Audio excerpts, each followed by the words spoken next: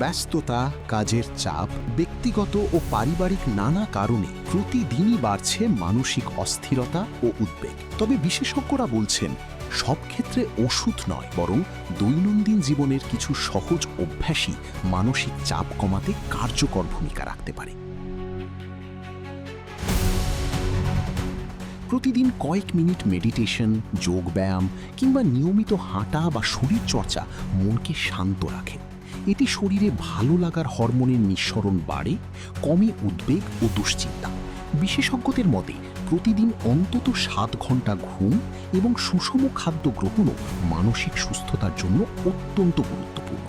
ফল, সবজি, ডিম, বাদাম, খেজুর, কলা ও দুগ্ধজাত খাবার শরীরের পাশাপাশি মনকেও সুস্থ রাখতে সহায়তা করে।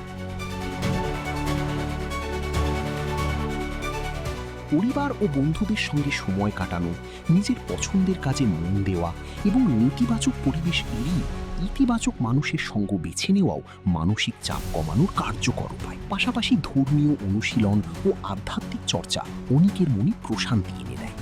সুযোগ পেলেই ছোট কিংবা বড় কোনো ভ্রমণও একঘেয়েমি দূর করে মনকে সতেজ রাখতে সাহায্য করে। আর মনোযোগ বাড়ানোর ছোট ছোট অনুশীলন বর্তমান মুহূর্তে মনকে স্থির রাখতে ভূমিকা রাখে।